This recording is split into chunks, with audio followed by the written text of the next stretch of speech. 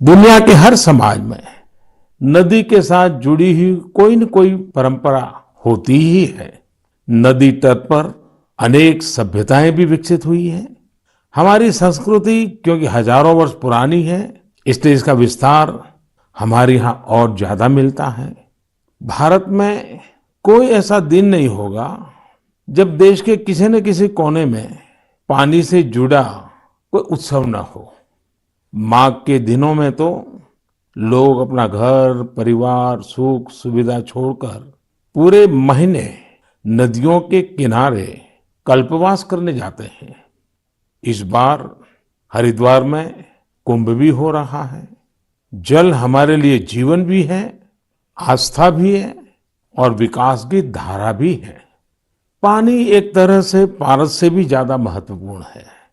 कहा जाता है, पारस के स्पर्श से लोहा सोने में परिवर्तित हो जाता है। वैसे ही पानी का स्पर्श जीवन के लिए जरूरी है, विकास के लिए जरूरी है।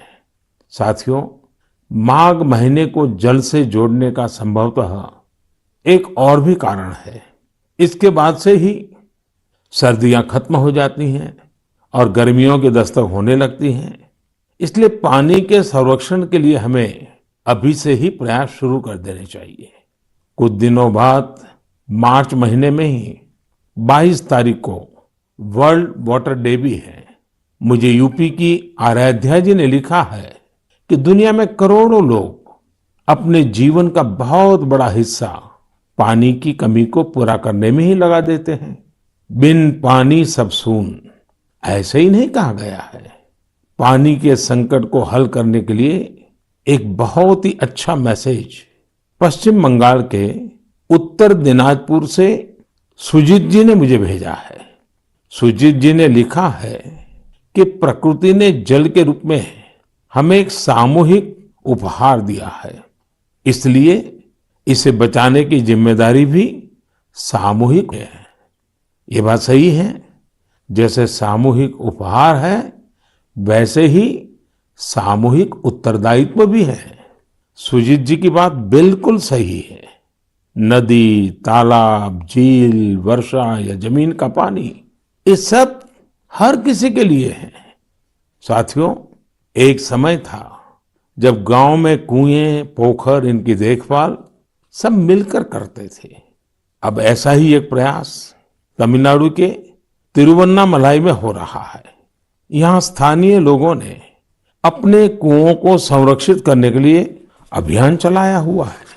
ये लोग अपने इलाके में वर्षों से बंद पड़े सार्वजनिक कुओं को फिर से जीवित कर रहे हैं।